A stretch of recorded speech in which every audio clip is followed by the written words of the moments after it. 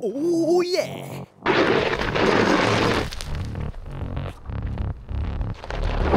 C'est maintenant le moment de vous parler de la Can-Am Origin 73. Dans ma chaîne YouTube, plus tôt, j'ai fait une capsule sur la Can-Am Pulse, une moto dédiée plus aux routes conventionnelles. Mais ici, comme vous pouvez le voir, on a une moto qui est dédiée au off-road, mais 100% électrique. Les vraies questions qui brûlent vos lèvres, je les comprends. La première question que vous allez vous poser, c'est quoi l'autonomie de la Can-Am Origin 73? Bien, l'autonomie, ça peut varier. Évidemment, c'est la réponse la plus classique qu'on va donner pour toutes les motos électriques, mais en même temps, c'est parce que c'est vrai. C'est un peu comme une auto à essence, hein? On peut regarder la capacité de litres de notre voiture, mais si on la pousse au fond, évidemment qu'on va faire moins de kilométrage. C'est la même chose du côté des motos électriques.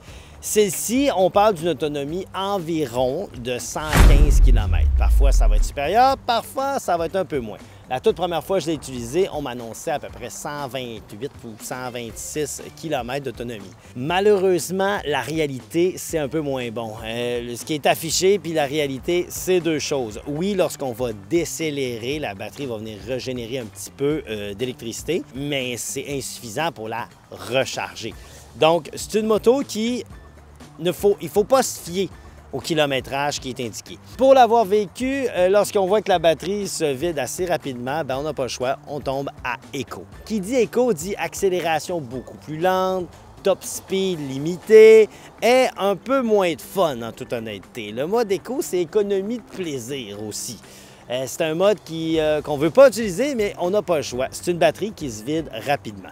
Moi, je vous dis tout de suite, le compteur d'électricité, le compteur, votre jauge à kilométrage, il est difficile à gérer. C'est vraiment pas comme une auto où on est capable de voir, OK, il me reste 50 je vais être capable de faire mes trucs.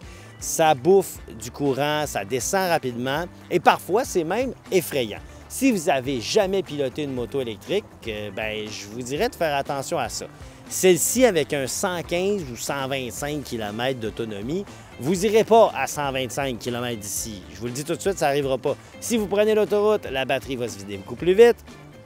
Si vous prenez des chemins de campagne, vous allez avoir plus d'autonomie. Donc, c'est de varier un peu, voir comment est-ce que vous êtes capable de jauger votre propre énergie dans votre moto. Si vous faites de la moto pour aller au travail, par exemple, puis que vous savez que vous travaillez à 25 ou 35 km de la maison, il n'y a pas de problème. L'Origin peut très bien faire le travail. Mais si vous voulez aller vous promener plus loin, faire une longue randonnée, il va vraiment bien falloir prévoir vos arrêts pour charger votre batterie. Parlons-en. Charger la batterie, c'est combien de temps? Bien, sur le site, on nous annonce que de 20 à 80 c'est en 50 minutes. Eh bien oui, c'est testé, c'est vraiment ça, le vrai chiffre du côté de Can-Am. On peut recharger la batterie de 20 à 80 en environ 50 minutes. C'est pas très long, mais je trouve que pour une moto, c'est quand même un peu long, hein? Le concept de la moto, c'est de s'évader, c'est d'avoir du plaisir. Donc, je trouve que ça vient un petit peu briser le party. J'en profite pour te dire, abonne-toi à la chaîne en ce moment. Vas-y, clique là-dessus, la petite cloche, le petit pouce, puis tu vas être abonné à la patente. Tu ne manqueras plus aucune de mes vidéos. Chanceux.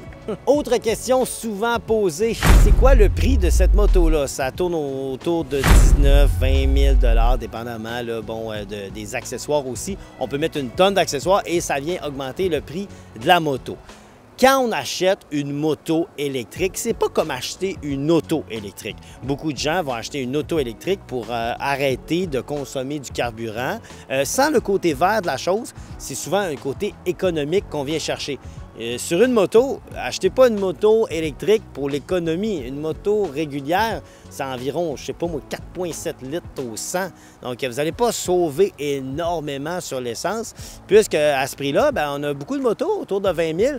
Il y a beaucoup d'autres motos que vous pouvez acheter, mais qui seront simplement pas électriques. Comment ça se conduit une moto électrique? Bien, celle-ci est vraiment intéressante. C'est super facile. Ils appellent ça un twist and go. On n'a pas de clutch d'embrayage du côté gauche et on n'a pas non plus de sélecteur de vitesse au pied gauche. C'est une moto qui est 100% automatique. Donc, on a une poignée des gaz ici, poignée des gaz, un potentiomètre, donc une poignée électrique ici au niveau de la main droite. C'est un moteur qui est super le fun, puis avec le poids de la moto, ben ça roule assez vite et ça accélère très bien. Quand on roule avec, on a le sentiment de rouler avec une petite moto, c'est super agréable, c'est pas un poids qui est difficile à contrôler.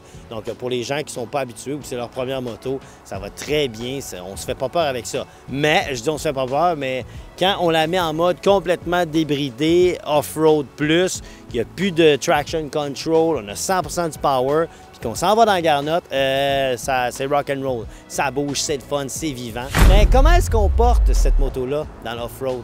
Ça, c'est une autre bonne question. Son comportement est excellent en off-road. Oui, j'aurais aimé avoir des amortisseurs ajustables à l'avant, à l'arrière pour pouvoir changer la façon dont elle se comporte dans le off-road.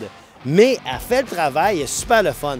Le seul problème de cette moto-là, c'est que pour vous rendre au off-road, vous allez vider une grosse portion de votre batterie. Vous êtes chanceux si vous restez près d'un champ ou si vous avez votre propre terre, votre propre terrain pour aller vous amuser. Ça va être l'idéal. Mais si vous devez faire de longs kilomètres pour vous rendre à votre destination, pour faire de la moto off-road, bien, ça devient un petit peu contre-intuitif. De mon côté, j'ai dû faire 24 km pour venir faire mon off-road. Donc, ça veut dire que là, j'ai perdu 24 km. Donc, je vais en perdre 24 autres pour le retour. Et si je m'amuse ici un petit peu, ça va rapidement user ma batterie. Donc, il y a de bonnes chances que je sois juste limite pour revenir à la maison avec la moto sans faire une charge sur une borne régulière. C'est tous ces points-là qui font que la Can-Am Origin est magnifique, elle va super bien, mais elle a un public très, très, très spécifique selon moi. C'est une moto qui est faite pour les gens qui ont accès à un terrain, qui ont accès à une zone où faire du off-road très près de chez eux ou qui ont une remorque ou un camion pour pouvoir l'emporter puis aller s'amuser avec. Mais rappelez-vous, on ne peut pas aller faire la même chose qu'on fait avec ça. C'est pas la moto pour aller faire du off-road avec vos amis pendant une journée. C'est insensé. Vous ne serez jamais capable de faire la même journée qu'eux parce que la moto va consommer de l'énergie puis vous devez vous rendre puis vous devez revenir. Si vous partez de la maison, votre zone de off-road est à 2 heures. Oubliez ça, c'est terminé. Vous allez devoir charger la moto à plusieurs endroits et la charger juste avant votre randonnée et juste après votre randonnée. Mais là, calculer 50 minutes à tous les coups, ça va vite quand même. Le soleil va se coucher. Puis je ne sais pas si vous allez vous rendre à destination, du moins, peut-être vous rendre, mais peut-être pas revenir, en tout cas. Bref, ces motos-là, c'est des motos qui sont super le fun, mais on doit apprendre à négocier avec ces nouvelles technologies-là. On doit apprendre à la charger au bon moment, à être un petit peu plus alerte, si on veut, à notre niveau d'électricité restante. Les points que j'ai adorés sur la Origin. Premièrement, son look, magnifique moto. Deuxièmement, la gestion de son poids, c'est une moto qu'on ne sent pas, on se promène avec ça, ça se manipule bien. Un autre point que j'ai adoré, c'est la simplicité de conduite. Une seule poignée, pas de sélecteur de vitesse à gérer, pas d'embrayage à gérer, on manque jamais de puissance, on tourne la poignée, c'est instantané. Wow! De ce côté-là, rien à redire. Les points améliorés, bien évidemment, tout ce qui est électrification, donc autonomie un peu limitante, je dirais. Il faut vraiment réfléchir où est-ce qu'on s'en va, il faut regarder où sont nos bornes. C'est une nouvelle façon de faire de la moto. Je considère que c'est une moto urbaine avec gros potentiel off-road. Un autre point que je suis un peu déçu, évidemment, c'est que dès qu'on commence à voir qu'on manque de courant, on tombe en mode éco. Le mode éco, c'est littéralement le mode économie de plaisir. On est assis là-dessus, c'est un banc qui est OK sans plus. Je ne ferai pas des longues randonnées là-dessus. Son côté de moto plus petit la rend un petit peu problématique. Dans les grands vents, lorsque les voitures nous passent, les souffles, on se sent beaucoup tassé par la moto. Donc, je pense que c'est une moto qui fait le travail, mais quand on la prend dans le bon environnement. Elle, là, dans son terrain de jeu, elle est hallucinante. Elle est vraiment le fun. La Pulse, dans son terrain de jeu, elle est hallucinante aussi.